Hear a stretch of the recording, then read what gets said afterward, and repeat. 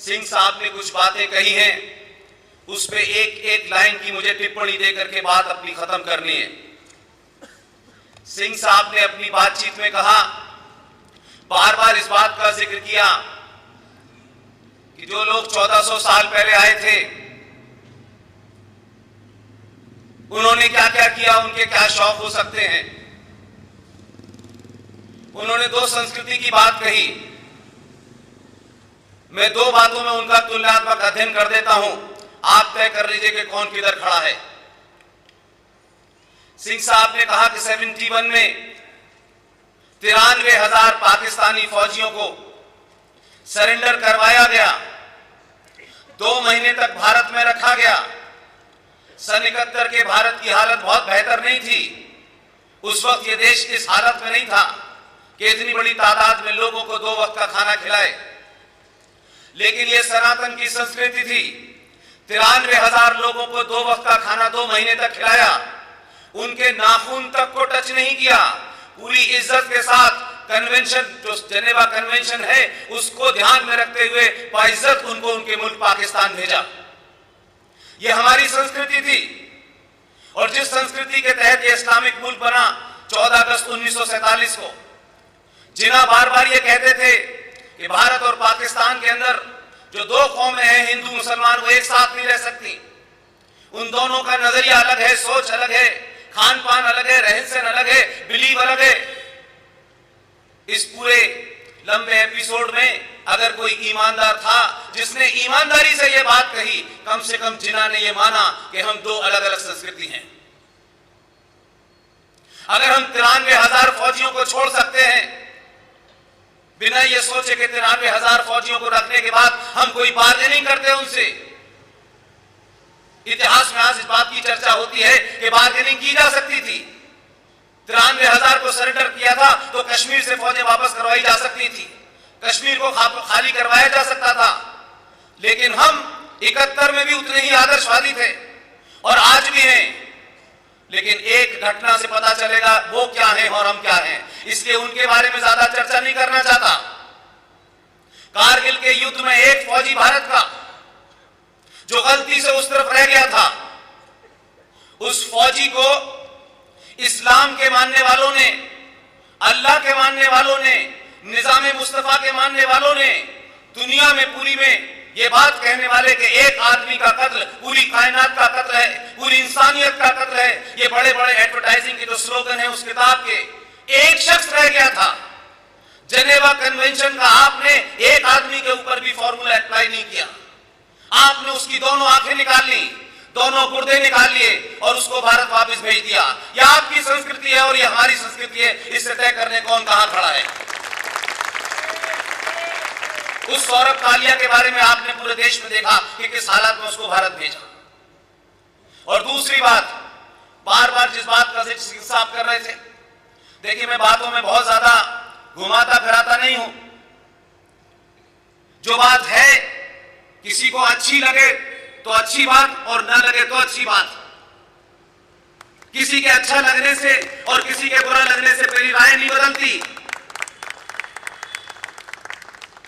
सनातन संस्कृति में हमारे यहां एक संस्कार होता था और कंपलसरी था और सबका होता था, उसे यज्ञोपवीत संस्कार कहते हैं। उसमें जनेऊ संस्कार होता था कि नहीं होता था? ये जनेऊ संस्कार क्या था? जब एक बच्चा अपनी मां की गोद में से चल फिर लगने लगता था और उसकी उम्र 5-6 साल हो जाती थी, तब उसका एक जनेऊ संस्कार होता था। और उस जनेऊ संस्कार में सिर्फ इतनी एक मर्यादा छुपी होती थी कि उस बच्चे को यह बताया जाता था कि जब ये तुम्हारा जनेऊ संस्कार हो गया है तो इस दुनिया पे, इस धरती पे जो भी लड़की है, मां है, जो भी महिला की शक्ल में है, या तो वो तुम्हारी बहन है या तुम्हारी मां है, इसके अलावा तुम्हारे लिए वो कुछ भी नहीं है। और ये जनेऊ संस्कार जब वो जाता था अपने गुरुकुल में पढ़ने के लिए, तो गुरुकुल की पढ़ाई पूरी करके जब तक उसका ब्याह नहीं हो जाता था तब तक उसे ब्रह्मचर्य का पालन करना होता था। लेकिन उसी उम्र में, उसी 5-7 साल की उम्र में जो 1400 साल पहले मजहब चला था, उन संस्कार होता है। अब तय करिए कि उस संस्कार से क्या होगा। उस संस्कार से वही होगा जो बताया जा रहा है, सिंह साहब बता रहे हैं। लिहाजा आज कई सारे संकट हैं देश के सामने, लेकिन मैं मानता हूं कि अगर हमारे देश के बुजुर्गों ने जो गलती 1947 में की थी और 47 के बाद 48 में की थी, फिर 76 में की, फिर 71 में की, फिर 65 में की, और ये गलती इस देश में लगातार की जा रही है, जिसके कारण बौने लोग बौनों के बौने आप पे राज कर रहे हैं। आप सनातन से चले थे और कहां पहुंच गए। इसलिए मैं कहता हूं, आजादी के वक्त जो कुछ हुआ उस पर मैं बहुत ज्यादा टिप्पणी नहीं करना चाहता, लेकिन यह बात जरूर पूछना चाहता हूं मैं कि राजनीतिक दलों ने जो कुछ इस देश के साथ किया वो समझ में आता है, लेकिन एक वाइब्रेंट समाज, अध्यापक, पत्रकार, वकील, ये तमाम सारे लोग समाज के क्यों चुप थे और क्यों इस देश में गलत गलत नैरेटिव बनने दिए और गलत नैरेटिव सिर्फ हमारे लिए बनाए गए। उसमें से एक सबसे बड़ा धोखा और फ्रॉड है। यह कहा जाता है सारे धर्म बराबर हैं, सब कह रहे हैं, बड़े बड़े एकेडमिशियंस कह रहे हैं, वाइस चांसलर, प्रोफेसर कह रहे हैं इस बात को। कोई ठहर के सोचना नहीं चाहता, कोई बताना नहीं चाहता। सबको स्लोगन इसलिए अच्छे लगते हैं कि वो स्लोगन आपको सत्ता तक पहुंचा सकते हैं, लेकिन ये स्लोगन देश को नहीं बचा सकते, राष्ट्र को नहीं बचा सकते। मैं मानता हूं कि धर्म जब से इस सृष्टि का निर्माण हुआ है, जब से ये कायनात है और अनादिकाल तक जब तक ये रहेगी, एक ही धर्म था, एक ही है और एक ही रहेगा, उसका नाम है सनातन। इसलिए ये ध्यान रखिएगा, दुनिया में सिर्फ एक ही धर्म है, बाकी सब मजहब हैं। मजहब की किताब होती है, मजहब का पैगंबर होता है, मजहब आते रहते हैं, खत्म होते रहते हैं। अकबर ने भी एक मजहब शुरू किया था, दीन इलाही, कहां है? इसलिए उनको तो पता है कि 1400 साल पहले शुरू हुए थे, और वो ये भी कहते हैं कि यौम क़यामत आएगी, उस दिन वो खुद ही समाप्त हो जाएंगे। कभी सुना आपने कि सनातन समाप्त होगा?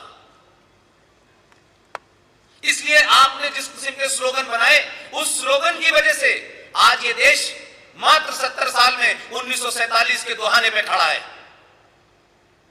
अगर हम अपने दुश्मन को नहीं समझ सकते, अगर हम राष्ट्र के गद्दारों को नहीं समझ सकते, तो उसमें गलती हमारी है, किसी दूसरे की नहीं है। हमने ये गलतियां लगातार की हैं और हम इग्नोर करते हैं, और क्योंकि हम 1000 साल के कालखंड में गुलाम रहे, तो हमको लगता है हम अपनी पहचान मिटा दें, किसी को खुश करने के लिए अपनी पूजा पद्धति बदल लें, अपने भजनों में तरमीम कर दें। यह ध्यान रखिए, दुनिया में जो लोग अपनी पहचान नहीं बचा पाते, वो अपने राष्ट्र को भी नहीं बचा पाते। और पहचान मिटा करके दुनिया में कोई कौम जिंदा नहीं रहती है। आपने आजादी तो पाई है, ये तथाकथित आजादी जो मिली है आपको, जिसके बारे में सिंह साहब कह रहे थे, मैं आज भी मानता हूं कि भारत के पास कोई डॉक्यूमेंट ऐसा नहीं है जिसमें यह कहा जाए कि 15 अगस्त 1947 को भारत आजाद हुआ था। फिर हमारे यहां एक मनोदशा है हमारी कि हमें झूठ बोलने और सुनने की आदत है। हम झूठ बोलते भी हैं और ये चाहते हैं कि दूसरा भी हमसे झूठ बोले। इसलिए कहा गया कि देखिए साहब, अहिंसा से आजादी मिल गई इस देश के अंदर। इतने लाखों लोग, 11 लाख लोग भारत सरकार के रिकॉर्ड से इस आजादी में मारे गए हैं। 26,000 फौजी मारे गए हैं सुभाष चंद्र बोस के। हजारों लोगों की गिनती नहीं है। लेकिन यह दुर्भाग्य है कि आपने सेमिनार वीर सावरकर साहब के ऊपर रखा है, उनके ऊपर आप व्याख्यान माला चला रहे हैं, लेकिन 30 जनवरी को रखा है। और यह जनवरी भी महीना बड़ा कमाल का है। 12 जनवरी को विवेकानंद पैदा हुए और 23 जनवरी को सुभाष चंद्र पैदा हुए। अब ये पैदा हो गए थे तो उन्हें 30 तारीख को उठाना ही था। लिहाजा उस चर्चा में नहीं जाना चाहता मैं, लेकिन जो सिंह साहब जिस तरफ इशारा कर रहे हैं उसकी गहराई को समझिए। सिंह साहब रॉ में रहे हैं। रॉ में रहने वाले आदमी को बहुत सारी ऐसी बातें पता होती हैं जो समाज में नहीं बताई जाती, जो सरकारें उसका व्याख्यान नहीं करती हैं। हम लोग फॉर्चुनेट हैं कि ऐसे ऐसे बातें, ऐसी ऐसी अंदरूनी हरकतें जो हुई हैं देश को नहीं पता है।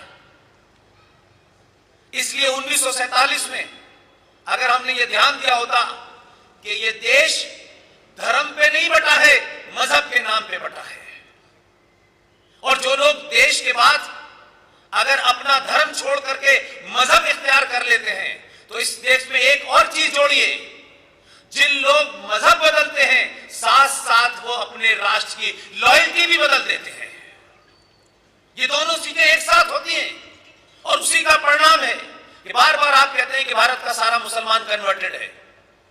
जिस दिन कन्वर्ट हुआ उस दिन उसकी लॉयल्टी भी बदल गई है। इसलिए इस गलत फहमी में मत रहिएगा। ये जो भाईचारा है, आपको पता चल गया होगा 70 साल में कौन भाई है और कौन चारा है।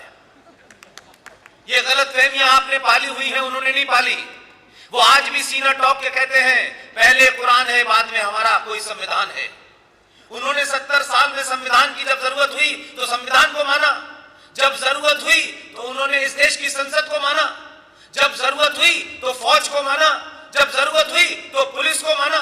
उन्होंने अपनी सुविधाओं पे इस देश की संस्थानों का मान अपमान किया।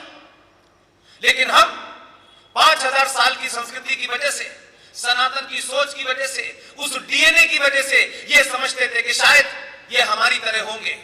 आप इसमें खत्म हो गए, आपने देश तोड़ के दे दिया उनको, आपने अपनी संस्कृति समाप्त कर ली, अपनी पहचान समाप्त कर ली, लेकिन उनका दिल नहीं भरा।